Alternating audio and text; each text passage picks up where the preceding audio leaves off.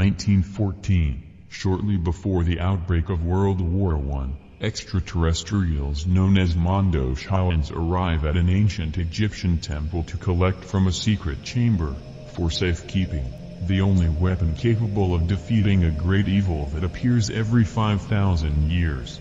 The weapon consists of 4 stones, representing the 4 classical elements, and a sarcophagus that contains the 5th element in the form of a human, which combines the power of the other 4 elements into a divine light. The Mondoshaans promise their human contact, a priest.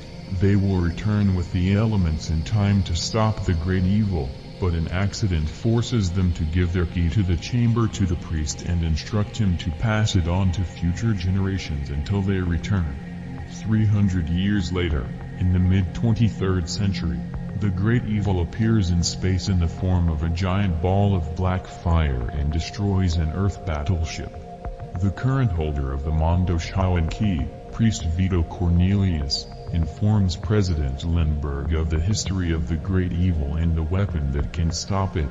As the Mondoshaans return to Earth, they are ambushed by the shape-shifting Mangalores, the remnants of an outlawed, warlike alien race hired by the industrialist Jean-Baptiste Emmanuel Zorg, who was himself hired by the great evil to acquire the element stones.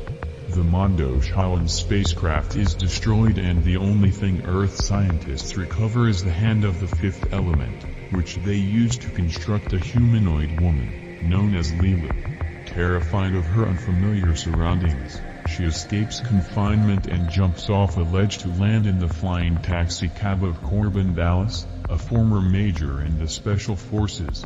Dallas delivers Lilu to Cornelius and his apprentice, David, whereupon Cornelius learns that the 4 element stones were entrusted to Diva Plava Laguna, an opera singer. Because the Mangalores failed to obtain the stones, Zorg kills them, but their compatriots attempt to obtain the elements for themselves. Upon learning from the Mondoshaans that Plava Laguna has the stones, General Monroe, Dallas' former superior, re-enlists Dallas and orders him to travel undercover, as a rigged radio contest winner, to meet the diva on a luxury cruise in space. The publicity of the contest attracts the Mangalores and Zorg to the space liner. Dallas takes Lilu with him, while Cornelius instructs David to prepare the temple and stows away aboard the vessel. The diva is killed when the Mangalores attack and take over the ship, but Dallas retrieves the elements from the diva's body. He fights the Mangalores to liberate the ship, killing their leader. Zorg searches for the elements. He shoots and seriously wounds Lilu, before finding a carrying case.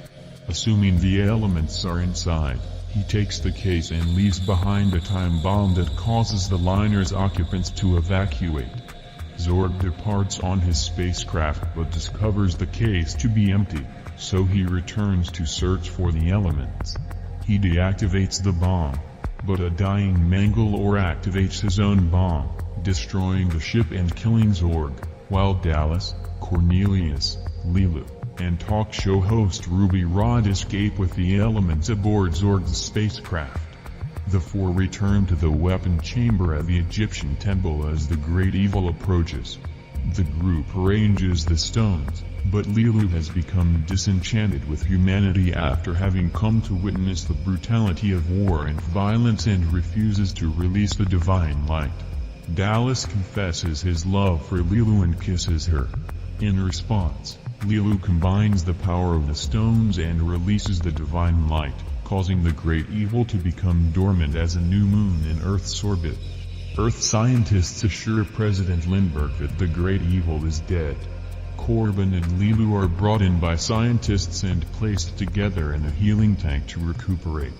When the president arrives and demands to see them, one of the scientists informs him that they need 5 more minutes, as Corbin and Lilu have begun consummating their love.